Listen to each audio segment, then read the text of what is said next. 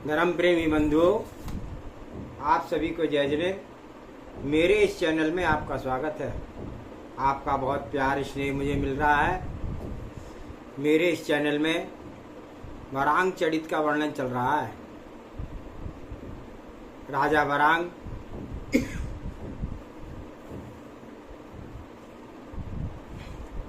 वरदत्त केवली से दीक्षा लेकर के वनों में तपस्या करते रहे और उपसर्ग परिश्रम को शांतिपूर्वक सहन करते हुए तपस्या करते रहे।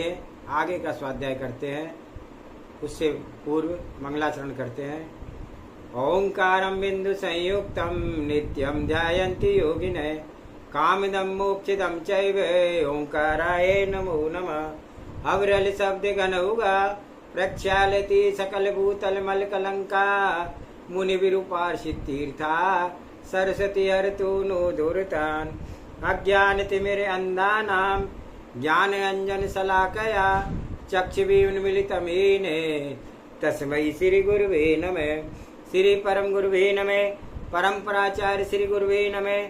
सकल कालुष विध्वंसकं श्रीशां परिवर्धकं धर्म संबंधकं भव्य जीव मन प्रतिबोधकारकमिदं शास्त्रं श्री वरांग चरित नामधेयम्।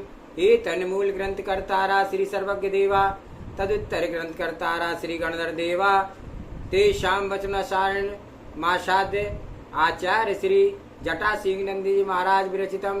मंगलम भगवान वीरो मंगलम गौतमो गणे मंगलम कुंद कुंदाद्योति जैन धर्मोस्तु मंगलम। सर्वे श्रोता सावधानतः श्रवन्तु।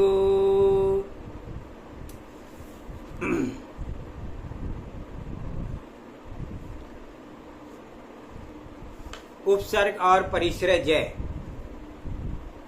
वे वर्षा शीत तथा ग्रीष्म ऋतु में पीड़ाओं को उक्त विधि से विशेष आकार और प्रकार में सह करके ही व्रती नहीं हो रहे थे, अपितु कर्म शत्रुओं का क्षय करने के लिए भूख प्यास रोग अरति अकारण क्रोध आदि उपसर्ग को प्रसन्नता से सहन करते थे। इतना ही सब सह करके भी वे सुमेरु पर्वत के समान अपनी साधना में सर्वथा अकंप थे। यदि एक समय वीरासन स्वस्तिकासन खड्गासन शय्यासन लगा करके ध्यान करते थे तो दूसरी बेल में वे पलंकासन वज्रासन तथा उत्कुटकासन लगा करके दृष्टिगोचर होते थे। वे महापर्वतों की गुफाओं में वास करते थे, वहां पर भी स्थान का नियम करते थे, जो दूसरे समय मौन व्रत धारण कर लेते थे।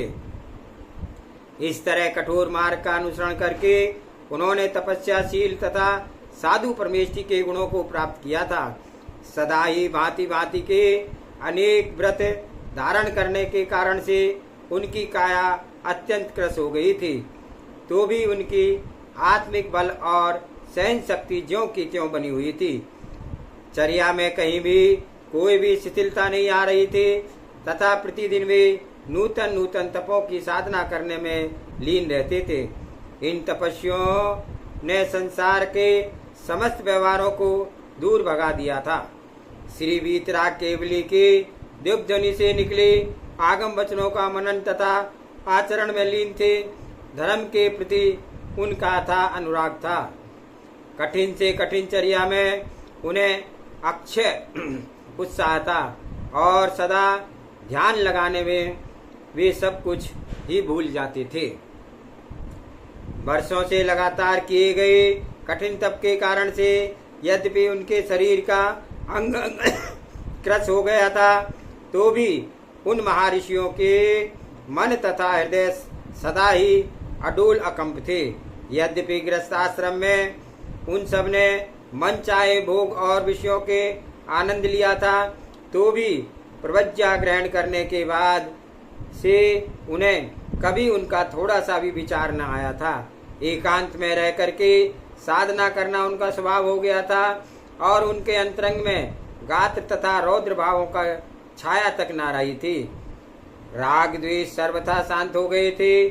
शास्त्रीय ज्ञान ही उनका पराक्रम और सामर्थ्य थी, किंतु इतना करने पर भी पाप कर्मों का पूर्ण नाश न हुआ था। फलतः उनका समूल नाश करने के लिए उन्होंने शुक्ल ध्यान की प्रक्रिया को अपनाया था।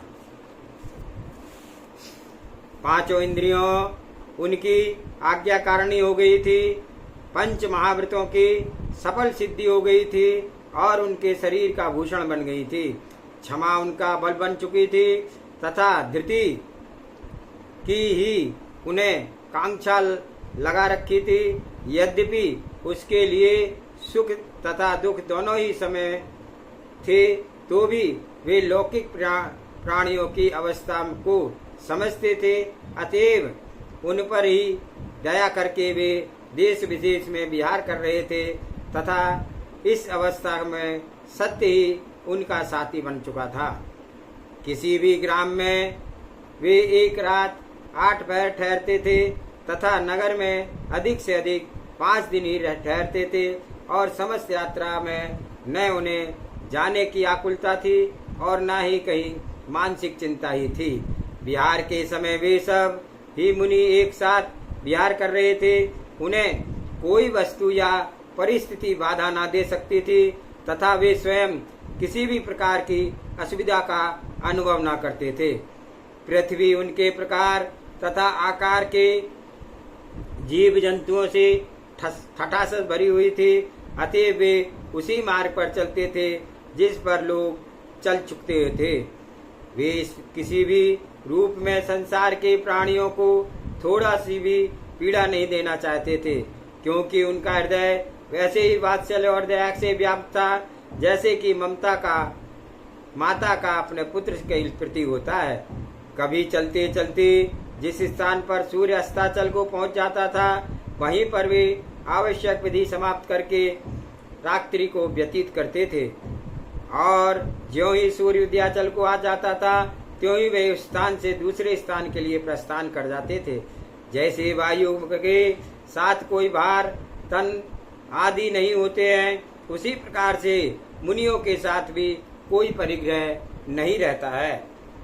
जिन प्रदेशों में तीर्थंकर भगवान के जन्म स्थान होते थे, उन नगरों में अथवा संसार के हितैषी तीर्थंकरों ने जिन स्थानों में दीक्षा ग्रहण की थी, अथवा परम तपस्वी अरहंत भगवान को जिन पुण्य स्थानों पर केवल ज्ञान की प्राप्ति हुई थी, अथवा जिस प्रातः स्मरणीय पवित्र धाम के ऋषियों के भी आदर्श केवली तीर्थंकर मोक्ष को पधारे थे, उन सब धन्य देशों में उन तपस्वियों का विहार होता था, जिनके मन वचन तथा काय की चेष्टा दोनों दिन विशुद्धितर हो जाती थी। जहाँ कहीं भी वे चतुर्विध संघ का निवास भूमि किसी तपोवन में पहुँचते थे, वहीं रुक करके वंदना करते थे, क्योंकि वे स्थान ही आत्माओं के पाप मल को धो करके दूर करते थे। किसी जगह बैठते हुए, लेटते हुए, आवश्यक कार्य के लिए स्थान करते समय, चलते समय, किसी भी चेष्टा को करते हुए, थूकने में, मल त्यागने में तथा अन्य आचरण विधियों के अनुष्ठान करने के समय, किसी भी वस्तु को उठाते हुए अथवा रखते हुए समय तथा आहार ग्रहण करने के अवसर पर वे जागरूक रहते थे और पूर्ण सावधानी से जीवों की रक्षा करते थे। साथ ही साथ किसी भी आचार में खोट न आने देते थे। वे सब मुनिराज न तो किसी को निष्ठुर तथा कठोर शब्द बोलते थे और कभी निरर्थक एक शब्द भी उनके मुख से नहीं निकलता था। कर्ण कटु तथा चाटुकारिता में वचन भूल कर भी उनकी जिह्वा पर नहीं आते थे। ऐसे शब्द जिन्हें सुनकर के श्रोता का हृदय पर भी किसी भी प्रकार का आघात हो सकता था, वह उसकी कल्पना भी नहीं करते थे। अशक्य थे। इस प्रयत्न से वचन गुप्ती का पूर्ण पालन करते हुए वे देशों में विहार कर रहे थे। यदि एक समय में नरसिंह शार्दूल विकीर्ति व्रत, सिंह निष्कीर्ति व्रत करते थे, तो दूसरी बार में वह वज्र मध्य विशेष प्रकार का उपवास नियम धारण कर लेते थे। कुछ समय तक यदि भद्रोत्तर यह भी एक आहार की व्रत और नियम चलता था, तो भी वे तुरंत बाद ही अम्ल विवर्जित नामक का त्याग आरंभ हो जाता था। चंद्रायण, उपवास विशेष आदि जितने भी उत्तम बाह्य तप है, उनका नियम करके वह तपस्वी उपवास करते थे। ऐसे लंबे व्रतों के बाद पालना के करने के निमित्त की चर्या करते थे, किंतु लाभांतराय कर्म के उदय से कोई विघ्न आ जाता था तो वे नगर से बाहर ही लौट जाते थे और दूसरे समय नगर में प्रवेश करने के बाद लौटना पड़ता था। अन्य समय निर्विघ्न चर्या करते हुए किसी चौमुहनी अथवा तिमुहनी तक के तो पहुंच जाते थे, किंतु किसी अंतराय के कारण से उससे आगे नहीं बढ़ पाते थे। कितने ही मुनिवर केवल एक ही अन्न का आहार ग्रहण करते थे और तप्त हो जाते थे। दूसरे अनेक साधु 3 वस्तुओं से बनी हुई भिक्षा ही पा करके लौट आते थे। अन्य साधु 7 ग्रहों में भिक्षा लेने के नियम लेकर रहते तथा मिलने अथवा न मिलने पर भी उससे आगे न जाते थे। कितने ही साधु मूलाचार कथित भिक्षा का परिणाम के ग्रासों की संख्या अधिक कर देते थे और आधे खाली पेट ही लौट जाते थे। कभी किसी ग्राम में जाकर के भिक्षा लेते थे तो दूसरे समय किसी वन में अथवा उद्यान में ही भिक्षा ग्रहण करते थे।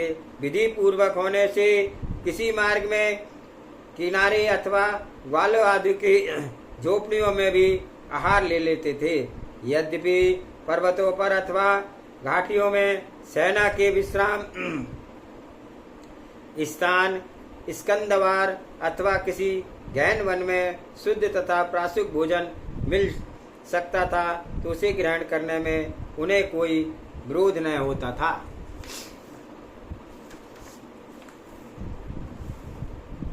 चिक्कणता, बहुत गरिष्ठ भोजन, पान आदि आहारों का उन्होंने सर्वथा त्याग कर दिया था।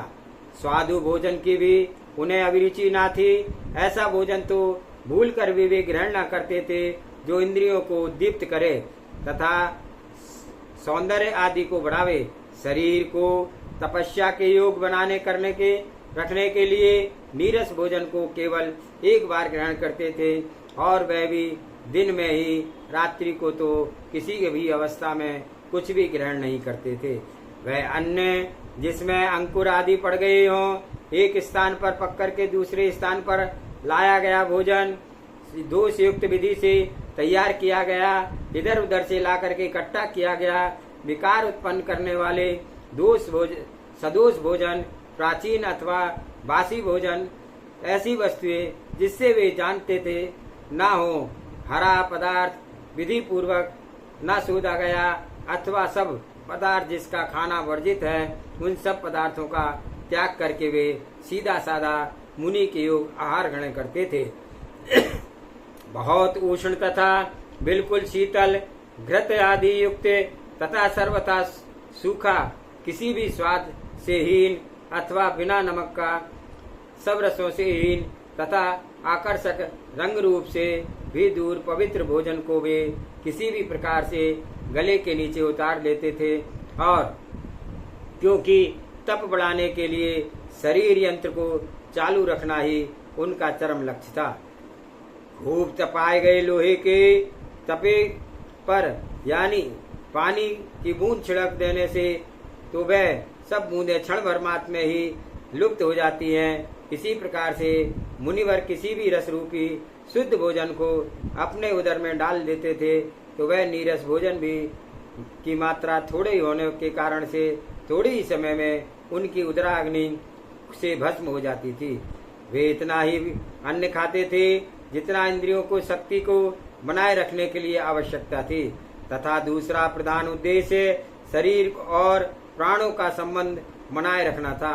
प्राण रक्षा का भी उद्देश्य था अधिक से अधिक धर्म कमाना तथा धर्मार्जन का एकमात्र लक्ष्य मोक्ष महापद की प्राप्ति ही थी।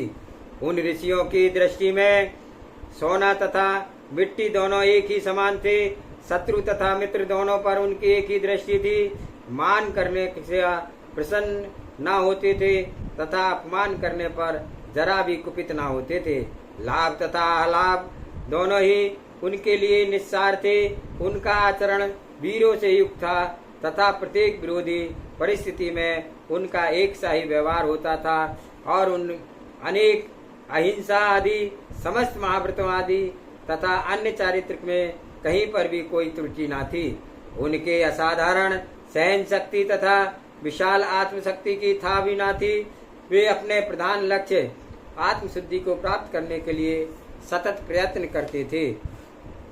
इन सब योग्यताओं के कारण से उनके तप में किसी भी तरह से कोई भी रुकावट न आती थी। संसार की समस्त वस्तुओं की उपेक्षा करते थे। सदा ही अनेक विधि के व्रतों का पालन तथा योगों को धारण करते थे और उनके प्राप्त तेज के कारण से उनकी आभा बहुत बढ़ गई थी। ऐसे प्रतीत होता था कि अपने समस्त क्लेशों को क्षय करने के लिए ही वे घर द्वार छोड़ करके निकले हैं। इन सब निरंतराय प्रयत्नों के द्वारा उन सब की ऋषियों की तपस्या भी अप्रत्याशित वृद्धि हुई थी।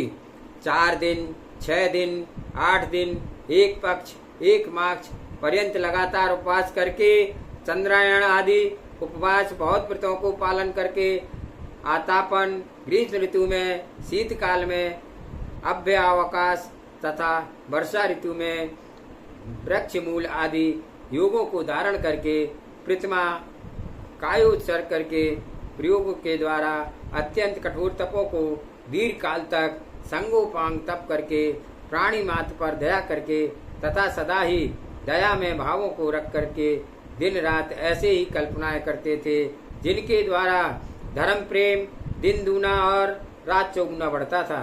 इन सब साधनाओं के द्वारा इन ऋषियों के समस्त कर्म अत्यंत क्षीण हो गए थे। इन ऋषियों की तपस्या की विमल कीर्ति सब दिशाओं में फैल गई थी। उक्त क्रम से ही इनके अनादिकाल से बंधे हुए कर्म अत्यंत क्षीण हो जाते रहे थे तथा तपस्या भी चल रही थी। इस प्रकार से लगभग 100 वर्ष बीत जाने पर इन ऋषियों ने चारण आदि रिद्धियों का बहुमुख उद्देजक हुआ था और इस प्रकार से वे सभी ऋषि अनेक जाति की रिद्धियों के स्वामी हो गए थे। वे सभी रिद्धियां ऐसी थी जिन्हें चक्रवर्ती आदि श्रेष्ठ पुरुष सुर तथा असुर भी अनेक प्रयत्न करके सिद्ध ना कर सकते थे। इनके श्रेष्ठ पुरुष सुर तथा साथ साथ में मति तथा श्रुति दोनों की सीमा को पार करके आंशिक प्रत्यक्ष अवधि ज्ञान तथा मन प्रज्ञान दोनों के स्वामी हो गए थे। इन समस्त योग्यताओं के द्वारा उन्होंने जैन मत की पूर्ण प्रभावना की थी और सकल प्रत्यक्ष केवल ज्ञान के स्वामी अनंत केवली के द्वारा कहा गया आगम ही उनके निष्पक्ष दृष्टि थी और उनका प्रत्येक कथन तर्क तथा उदाहरण की पुष्टि होने के कारण से अकाट्य होता था। वे नैगम आदि समस्त नयों की अपेक्षाओं तथा प्रत्यक्ष आदि प्रमाणों का यथास्थान प्रयोग करने में अति कुशल थे और यही कारण था कि उन्हें मिथ्या सिद्धांतों के समर्थक का अभिमान चकनाचूर कर दिया था। कहीं ऋषियों की शक्ति किन्हीं ऋषियों की शक्ति कभी भी क्षीण न हो सकती थी। दूसरे के बल का अनुमान करना ही असंभव था। किन्हीं की मुद्रा को देख करके अथवा उपदेश को सुन करके ऐसे लगता था कि मानो दूध की धार से ही नहा रहे हों। दूसरे की बुद्धि उत्तम कोश को समान थी जिससे कि वे प्रत्येक वस्तु का उत्तर सरलता से प्राप्त किया जा सकता था। दूसरे मुनियों का ज्ञान फूल की पंखुड़ियों के समान एक में से दूसरा खिलता जाता था। अन्य ऋषियों की बुद्धि बीज के ऊपर की स्फुटित हो जाती थी। इन ऋषियों में देवों की रिद्धियां तथा समस्त सद्गुण व्याप्त थे। किन्हीं मुनियों की छुई हुई हवा अथवा अनेक तप पूत शरीर के स्पर्श से रोग नष्ट हो जाते थे और दूसरे तपोधनों की विपुल थक आदि ही अनेक रोगों को अचूक औषधि होती थी। इन ऋषियों के नाक तथा मल आदि का प्राणांतक रोगों को शांत कर देते थे और शुद्ध तपस्या के प्रभाव से उनकी ऐसी रिद्धियां हो गई थी कि उनमें कितने ही गुरुवर पानी में चलते थे और दूसरे फूलों पर चलते थे तो भी उनका डंठल तथा पौधे झुकते नहीं थे। कुछ तो ऐसे भी साधु थे जो वृक्षों पर लगे फलों पर भी खड़े हो जाते थे और अन्य लोग वृक्षों के पत्ता पर खड़े हो जाते थे और ग्रीष्म में चलते हुए मरुस्थल में भी वे चल सकते थे। सांकाल अथवा तागे पर चलना तो उनके लिए बड़ी साधारण सी बात थी। वे तलवों से न चल करके जंगाओं केवल दौड़ सकते थे। अत्यंत उग्र तथा कराल तपस्या को निर्दोष रूप से करके कितने ही साधु तपस्या के अंत को प्राप्त हो गए थे और वास्तव में महातपस्वी हो गए थे। उनकी साधना घोर तथा कर्म शत्रुओं को लड़ने का उत्साह तो बड़ा ही भीषण था और प्रत्येक दिन उनसे पहले दिन की अपेक्षा अधिक ध्यान और तप करते थे। इसलिए वे अपने कार्य को कृतकृत्य हो सकते थे और वे अद्भुत रिद्धियों तथा उत्तम गुणों का अक्षय भंडार थे और शांति तथा दया उन सब महर्षियों में स्वभाव से ही हो गई थी, जो कि निकट भव्य थे तथा धर्म कमाने के लिए आतुर थे और उन सब के लिए वारांग आदि सभी मुनियों की साधना तथा शीघ्र प्राप्त सिद्धि साक्षात निर्दर्शन हो रही थी। द्वादशांग शास्त्र का ज्ञान भी उन सब सकल साधकों को ही संपत्ति बन गई थी। वे सत्यशील, महाव्रत, साधु प्रवेष्टि के गुण, अनित्य आदि भावनाओं की सिद्धि से ही दिन रात लीन रहते थे और उन्हें लौकिक तथा पारलौकिक सभी आशाओं को समाप्त कर दिया था। उनकी मति अपने आदर्श पर स्थिर थी।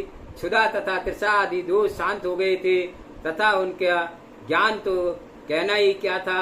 ऐसे परम तपस्वी वे सब मुनि लोग पृथ्वी पर विहार करते थे और इस सतत उग्र तपस्या से उपरांत उनके आत्मा में अनेक महागुणों का उदय हुआ था और उनके कारण से वरांग आदि ऋषियों के तप की कीर्ति सारे संसार में फैल गई थी। इसलिए अत्यंत संक्षेप में उनका यहाँ वर्णन किया गया है। इसके आगे भी वरांग ऋषिराज के दीक्षित पत्नियों की तप सिद्धि तथा यथास्वर अमित गुणों के राज ऋषि के विषय में कुछ कहेंगे। आज का स्वाध्याय यही समाप्त करते हैं। जा वाणी के ज्ञान से सूझे लोकालोक, सो वाणी मस्तक नमो सदा दे तू दो। हे जिनवाणी भारती तुहे जपो दिन रैन, जो तेरी शरण आगे सो पावे सुख चैन। देव भजो अरिहंत को गुरु सेवा निर्गन, दया धर्म पालो सदा यही मोक्ष का पंथ। 9 बार नमोकार मंत्र।